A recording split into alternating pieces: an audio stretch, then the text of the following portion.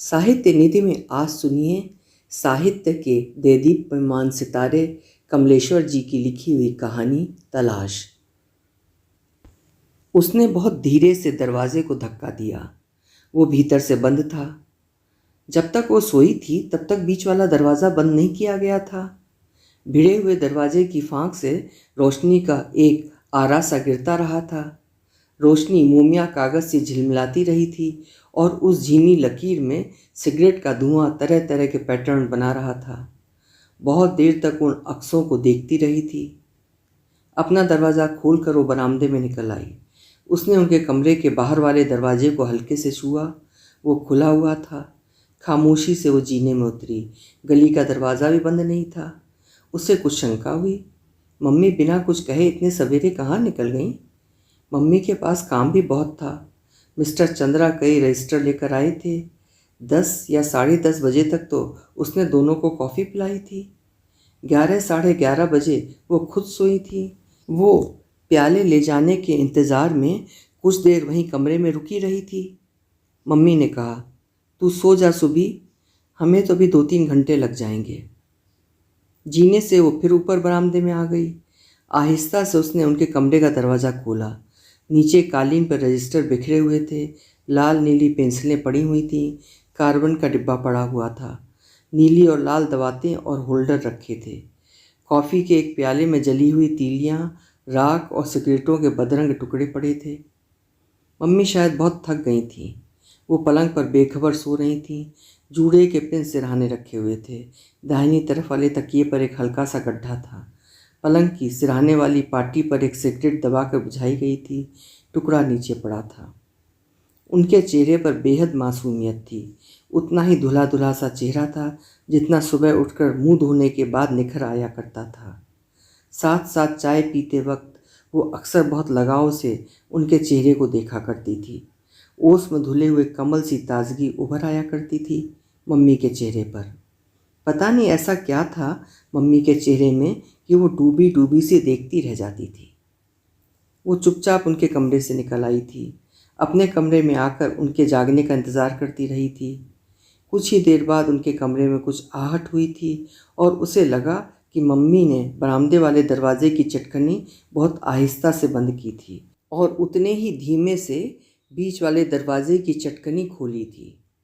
चटकनी खोलने के बाद वो एकदम उसके कमरे में नहीं आई थी। कुछ क्षणों तक चुपचाप वहीं खड़ी रही थीं। फिर उन्होंने हल्के से आवाज़ दी थी। सुमी जाग गई और वो कमरे से होती हुई बाथरूम की तरफ चली गई थी। उनके साथ ही कमरे में एक ठंडा सा झोंका आया था। शीतल सी गंध फैल गई, जैसे वो बिस्तर से नहीं गुसलखाने से नहाकर निकली हों। जब तक वो बाथरूम से आईं सुमी ने चाय तैयार कर ली थी। वो रोज़ की तरह ही चाय पीने के लिए बैठी थीं। साड़ी उन्होंने ज़रूर कंधों से कोहनियों तक लपेट रखी थी। सलवटें कुछ ज़्यादा ही थीं। साड़ी के नीचे उनकी भरी भरी संगमरमरी बाहें झिलमिला रही थीं। आँखों में अथाह गहराइयाँ थीं। उनके बैठने में भी रोज़ जैसा फैलाव न था, शालीन तनाव था। शायद मुझे 2 रोज़ के लिए बाहर जाना पड़े। ग्रांट बाकी पड़ी है। साल खत्म होने से पहले साइंटिफिक इंस्ट्रूमेंट्स खरीदने हैं, मम्मी ने निहायत आसानी से कहा था। मैं बनी रहूँगी, आप हो आइएगा। सुमी ने दूसरा प्याला बनाकर उनके सामने रख दिया था। किसी दाई को कह दूँगी, वो यहाँ सो जाया करेगी, 2 दिन की बात है, उन्होंने कहा तो सुमी ने उतनी ही आसानी से स्वीकार कर लिया। जैसा आप ठीक समझें। दिन को तो कोई दिक्कत है नहीं, ऑफिस से आने में ही 6 बज जाते हैं।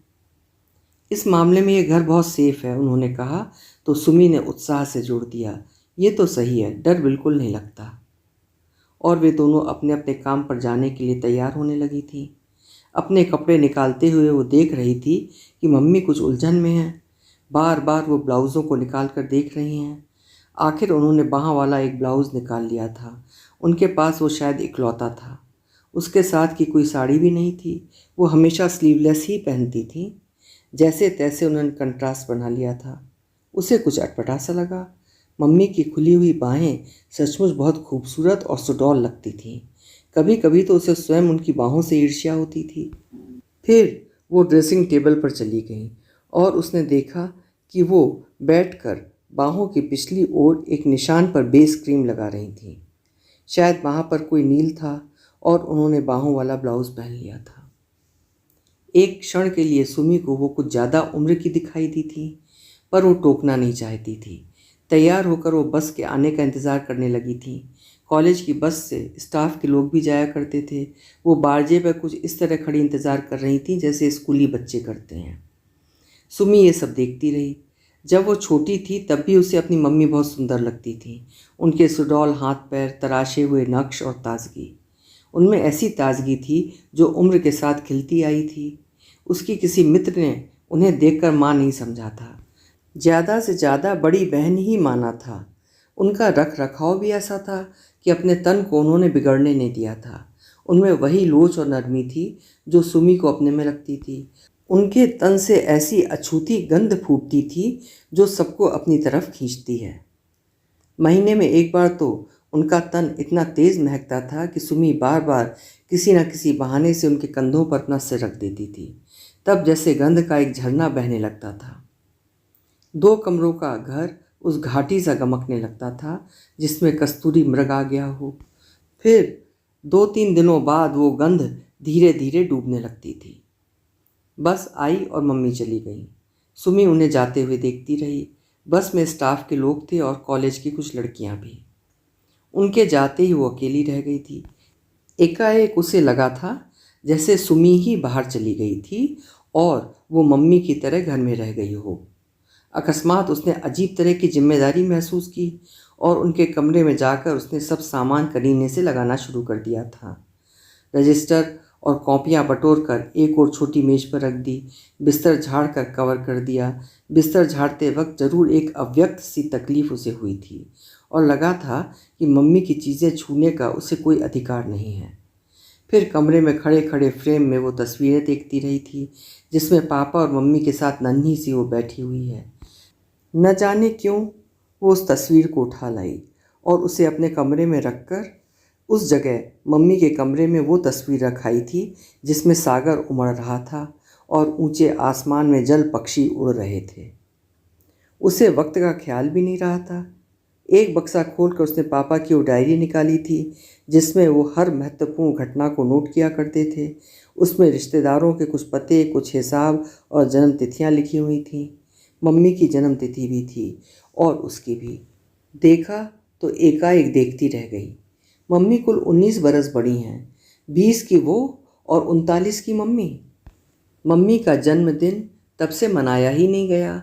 सचमुच मम्मी को कितना सूना लगता होगा। 8 बरस निकल गए पर लगता है पापा जैसे अभी अभी उठकर चले गए हों। उनके मरने की बात अब बहुत पुरानी सी लगती है, एक बीती हुई बात की तरह। लोग ठहर जाते हैं पर कुछ बातें हैं जो बीत जाती हैं। पापा की बातें तो जैसे बीत गई हैं पर वो खुद अभी तक रुके हुए हैं। लेकिन अब कुछ कुछ ऐसा लगता है जैसे पापा डगमगा गए हों और चुपचाप घर से चले जाना चाहते हों, जैसे वो अपनी गलती महसूस कर रहे हों। यूं चुपचाप 8 बरस तक खामोश बैठे रहकर उन्होंने अच्छा नहीं किया। वो आहिस्ता से पापा को उठाकर अपने कमरे में ले आई। बहुत देर वो चुपचाप बैठी रही और उन्हें ताकती रही। वो खामोश थे, उन्होंने कुछ नहीं कहा। शाम को मम्मी पहले लौट आती हैं। वो वापस आई तो उन्होंने चाय बना ली थी। घर आकर मम्मी ने साड़ी तो बदली थी पर ब्लाउज़ नहीं। मन में आया था कि पूछ लें पर लगा था कि ब्लाउज़ न बदलने वाली बात पूछने का अधिकार सिर्फ पापा को है। पर वो खामोश बैठे हुए थे। मम्मी तुम कहीं घूम आया करो, तुमने तो अपने को एकदम बांध लिया है, इतना काम करती हो। सुमी बोली तो अपनी ही आवाज़ बहुत बूढ़ी सी लगी। मम्मी ने उसे गौर से ताका था। सचमुच उसका वो मतलब नहीं था। अपनी बात को सहज बनाने के लिए उसने आगे जोड़ दिया था, तुम्हारे साथ साथ मैं भी निकल चला करूँगी, कभी कभी मन बहुत ऊबता है। मम्मी के होंठों पर हल्की सी मुस्कुराहट आ गई। चल आज पिक्चर देख आएं, वहीं कुछ खा पी लेंगे, मम्मी ने कहा था। उसने प्रस्ताव मंजूर कर लिया था। मम्मी फिर साड़ी के चुनाव में उलझ गईं तो उसने अपनी साड़ी उनके सामने रख दी। ये पहन लो मम्मी, बहुत अच्छी लगेगी। एक क्षण के संकोच के बाद उन्होंने सुमी की साड़ी बांध ली थी और तितली की तरह तैयार हो गई थी। घर से निकलते वक्त सुमी ने बत्तियां बुझाईं और ताला लगाया था। जीने में उतरते वक्त मम्मी ने धीरे से कहा था, शायद बिजली का बिल अभी तक पड़ा हुआ है। मैं कल जमा करवा दूंगी। और फिर धीरे धीरे उसने सब हिसाब किताब संभाल लिया था। अंडे वाले ने इस बार जब उससे पूछा था, मेम साहब क्रीम तो नहीं चाहिए, तो उसे कुछ अटपटा सा लगा था। घर खर्च की सारी पर्चियाँ, बिल और कैश मेमो उसके कमरे में जमा हो गए थे। धोबी की किताब उसकी अलमारी में आ गई थी। दूध वाले की पर्ची उसके पर्स में पहुंच गई थी। उसकी 4 साड़ियाँ और ब्लाउज मम्मी के कपड़ों में जा मिले थे। वो हर सुबह मम्मी के तैयार होने की राह देखती। उन्हें जो चप्पल पहननी होती पहन लेती। उसके बाद वो कोई सी भी चप्पल पहनकर चली जाती। वो खुद जिद करके भी मम्मी को पहनाती थी। उसने ज़बरदस्ती उनका शॉल उतरवा कर कार्डिगन पहना दिया था। ये क्या तमाशा करती है सुमी, तू क्या पहनेगी बता? मम्मी ने प्यार से झिड़कते हुए कहा था। मेरे पास कोट है। वो पुराना? इतनी जल्दी कपड़े पुराने नहीं होते। कल ड्राई क्लीन करवा लिया था, एकदम नया निकल आया है, वो बोली थी। पुरखिन हो गई, मम्मी ने प्यार से कहा था। और शाम को जब वो लौटी तो मम्मी के कमरे में फिर रजिस्टर और कॉपियाँ फैली थीं। ट्रे में चाय के खाली बर्तन पड़े थे, लाल नीली दवातें थीं, पेंसिलें थीं और एक प्लेट में सिगरेट के टुकड़े, राख और तीलियाँ थीं। मम्मी बारजे पर झुकी हुई दूर कुछ देख रही थीं, शायद कुछ ऐसा जो सड़क की भीड़ में उन्हें कतई अलग दिखाई दे रहा था। सुमी का आना उन्हें पता नहीं चला। कुछ क्षणों के बाद बारजे में ही वो कुछ सोचती सी खड़ी हो गई थी। मम्मी चाय पी लो, उसने पुकारा तो वो कुछ चौंक सी गई। मुझे पता ही नहीं चला तू कब आ गई। चाय भी बना ली? मैं ज़रा थक गई थी। आजकल कॉलेज में काम बहुत बढ़ गया है, एक भी घंटा फ्री नहीं मिलता। डिमॉन्स्ट्रेटर भी छुट्टी पर हैं। तमाम टूटी फूटी बातें कहती हुई वो सुमी के कमरे में आ गई थी। उनके माथे पर लाल स्याही से गोल बिंदी बनी हुई थी। स्याही की किनारियां सूख कर गोटे की लकीर की तरह झिलमिला रही थीं। मम्मी उतनी ही सुंदर लग रही थी, पर वो बिंदी उसे खुलकर उन्हें देखने से रोक रही थी। शायद मम्मी को कुछ उलझन होने लगे या वो बर्दाश्त ना कर पाए। मुझे आज बहुत काम करना है, सुमी ने धीरे से कहा था। कुछ मैं करवा दूँ? मम्मी ने सहारा पकड़ा था। हमारे यहाँ एक और एक्सचेंज खुल रहा है कोड मैसेजेस के लिए। उसकी क्लासेस शुरू हुई हैं, उन्हीं लेसन्स को दोहराना है। सुमी ने सब समझा दिया था। तो तू अपना काम कर, खाना मैं बना लेती हूँ। सूप बना लो मम्मी, ज़्यादा भूख भी नहीं है, स्लाइसेस तल लेंगे, बस हो जाएगा। अच्छा, कहकर वो उठ गई थीं। फिर खामोशी छा गई थी। दोनों कमरे दो अलग अलग दुनियाओं में बदल गए थे। उसके कमरे में पापा अब भी रुके हुए थे। मम्मी शायद उनसे कुछ बात करना चाहती थी। शायद उन्हें लग रहा था कि पापा की तरफ से अब सुमी ही बात कर सकती है। और सुमी को लगा कि यहाँ से निकलकर अगर चल दें तो पापा भी नहीं रुक पाएंगे। वो उसके साथ पीछे पीछे चले आएंगे चुपचाप। अपने कमरे में जाकर मम्मी ने पुराने कागज़ों और सामान को उलटना पुलटना शुरू कर दिया था। उन्हीं में पापा के कुछ पुराने खत निकल आए थे। कुछ देर बाद उसने मम्मी को बाथरूम की तरफ जाते देखा। लौट कर आई तो मुंह धुला हुआ था, बिंदी मिटी हुई थी, चेहरा बहुत ताज़ा ताज़ा लग रहा था। सुमी, जरा बड़ी वाली अलमारी खिसकाना है, उसके पीछे कुछ कागज़ गिर गए हैं, आ तो जरा। मम्मी ने कहा तो वो उठकर गई थी। अलमारी खिसकाई तो कागज़ों का एक अंबार लुढ़क पड़ा, और वो छड़ी भी जो पापा ने पहाड़ पर खरीदी थी। एक बार उनके पैर में मोच आ गई थी। धूल का एक बगुला गिरे हुए कागज़ों से उठा था और मम्मी बेतरह खांसने लगी थी। तुमने अपने कमरे में क्या क्या जमा कर रखा है मम्मी? इतने सामान के बीच दम नहीं घुटता? उधर कुछ जीने वाली अलमारी में रख देती हूँ, उसने कहा तो उन्होंने प्रतिवाद नहीं किया। दोनों ने मिलकर बहुत सा सामान जीने वाली अलमारी में लगा दिया। छड़ी मैं अपने कमरे में रखूँगी, सुमी ने कहा तो बात में अजीब सी विसंगति दिखाई दी। पर वो धीरे से फिर बोली, कभी कभी रात में उधर बिल्ली आती है। और मम्मी जब सूप बनाने के लिए चली गई तो जीने वाली अलमारी से वो पापा की फाइलें चुपचाप उठा लाई और उन्हें पलंग के नीचे रख लिया था। पापा का वो बचा खुचा सामान जैसे हर वक्त इधर उधर चलता रहता था। वो छड़ी और वो सामान अपना ठिकाना नहीं खोज पा रहे थे। तीसरे दिन उसने सारे सामान को मेज की नीचे वाली पटरी पर संभाल कर रख दिया था, पर सफाई करते वक्त वो वहाँ से लुढ़क पड़ा। अलमारी के भीतर वे बड़ी बड़ी फाइलें किसी भी सिमत से समाती नहीं थीं। अलमारी बहुत सकरी थी। हार कर उसने गठरी बांध ली और उसे फिर पलंग के नीचे रख लिया था। पापा भी रुके हुए थे। उसी दिन मम्मी ने कहा था, मैं आज रात की गाड़ी से जाऊंगी, वो कॉलेज के लिए सामान खरीदना है ना। मार्च खत्म होने से पहले पहले पेमेंट करना होगा। तीसरे दिन आ जाऊंगी। ताई से मैंने कह दिया है, वो रात को हॉस्टल से आ जाएगी, यहीं 10 साढ़े 10 बजे। तुम्हारी गाड़ी किस वक्त जाती है? 8:05 पर। चपरासी आएगा ना? सुमी ने कहते ही अपनी गलती भांप ली तो उसे ठीक कर लिया। तुम्हारा सामान ठीक कर दूं? 2 दिन की तो बात है, कौन बहुत सामान ले जाना है, मम्मी ने कहा और वो सूटकेस खाली करने लगी। सुमी ने जिद करके अपनी साड़ियाँ और पर्स उन्हें दे दिया था। वो अपने कमरे में कपड़े बदलने चली गई। सुमी ने रुमालों का एक सेट रखने के लिए सूटकेस खोला तो जेब में चपटा सा पैकेट पड़ा देखकर वो बेहद सकचा गई थी। सूटकेस बंद करके उसने रुमाल ऊपर रख दिए थे। मम्मी साड़ी बदल कर आईं तो उनके तन से गंध फूट रही थी, पर उनके कंधे पर सिर रखते हुए संकोच हो रहा था। तब एक क्षण के लिए उसने महसूस किया था कि वो गंध पिछले 2-3 घर से घर भर में समाई हुई थी। ठीक 7:15 नीचे टैक्सी का हॉर्न बजा। मम्मी एकाएक घबरा सी गईं। उतावलेपन में वो अपना सूटकेस उठाकर खुद ही सीढ़ियाँ उतरने लगीं। तभी टैक्सी वाला सरदार ऊपर आ गया। सुमी ने होलडाल उसके लिए लुढ़का दिया और उनके हाथ से सूटकेस लेना चाहा तो उन्होंने बड़ी आसानी से कहा था, वो ले जाएगा। तब तक टैक्सी वाला सरदार दोबारा नहीं आया। वो वहीं सीढ़ियों पर रुके रुके उससे बातें करती रहीं। दाई ज़रूर आ जाएगी, इधर का दरवाज़ा बंद रखना, रुपए हैं ना, दाई से कहना वो शाम का खाना भी बना देगी। और वो जरा तेजी से सीढ़ियाँ उतर गई थीं। सुमी बारजे पर आ गई। टैक्सी की खिड़की से उन्होंने ऊपर देखते हुए धीरे से हाथ हिलाया था। टैक्सी चल पड़ी थी। उधर वाली खिड़की से सिगरेट का एक सुलगता हुआ टुकड़ा सड़क पर गिरा था। सुमी वहीं खड़ी खड़ी उस टुकड़े को ताकती रही थी। बहुत सी पेटियों में सामान आया था। मम्मी रात को वापस आई थी, इसलिए पेटियां घर पर ही उतारी गई थीं। वो बहुत खुश थीं। हमारे कॉलेज में जो जो इंस्ट्रूमेंट्स अब आ गए हैं, किसी भी कॉलेज की लैब में नहीं है। और गंदे कपड़े निकालने के लिए जब उन्होंने होलडाल खोला था तो सबसे पहले रुमाल निकाल कर सुमी को दे दिए थे। एक भी नहीं खोया, 5 ये रहे, एक पर्स में है, ठीक है ना?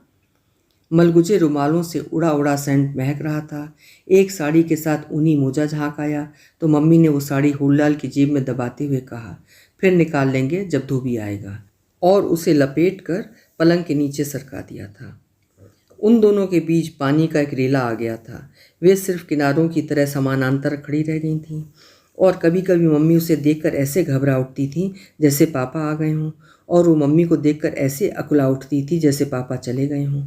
पर पापा थे कि न आते थे न जाते थे, वो सिर्फ रुके हुए थे। आखिर सुमी ने दिल कड़ा करके एक दिन कह दिया था, मम्मी यहाँ से मुझे ऑफिस बहुत दूर पड़ता है, अगर 2-3 महीने में तुम्हें कॉलेज का कॉटेज मिल गया तो ऑफिस और भी दूर हो जाएगा। इस वक्त वर्किंग गर्ल्स हॉस्टल में जगह मिल सकती है, अगर तुम कहो तो मैं वहाँ सीट ले लूँ। मम्मी एकाएक गंभीर हो गई थी। उन्होंने गौर से सुमी को देखा था, पर उसके चेहरे पर कहीं भी विक्षोभ नहीं था, आंखों में कोई दूसरा रंग नहीं था और लहजे में भी कटुता नहीं थी। सब कुछ सहज था। वहाँ तुम्हें दिक्कत होगी, मम्मी के स्वर में प्यार था, तो घर भाग आऊँगी। सुमी के लहजे में बहुत अपनापन था। बात बहुत आसान सी रह गई थी, उसमें कोई पेंच या मरोड़ नहीं था। 1 तारीख को सुमी हॉस्टल में पहुंच गई। मम्मी उसके साथ आईं और कमरे में सामान सजा गई थी। कुछ चीज़ें खरीद कर दे गईं, बहुत सी हिदायतें दे गईं। शुरू शुरू में कुछ दिनों तक तो हर शाम को कुछ देर के लिए आती रहीं। कभी कभी सुमी जाती रही, फिर धीरे धीरे टेलीफोन पर मुलाकात होने लगी और फिर उसमें भी व्यवधान पड़ने लगा। पर यह अच्छा हुआ था कि पापा उसके साथ चले आए थे। अब उसे पापा पर भी उतना तरस नहीं आता था। वो मम्मी के मोहताज नहीं रह गए थे। उसने उन्हें मुक्त कर लिया था। पर हॉस्टल का अकेलापन खाने दौड़ता था। सनकी लड़कियों के बीच दम घुटता था।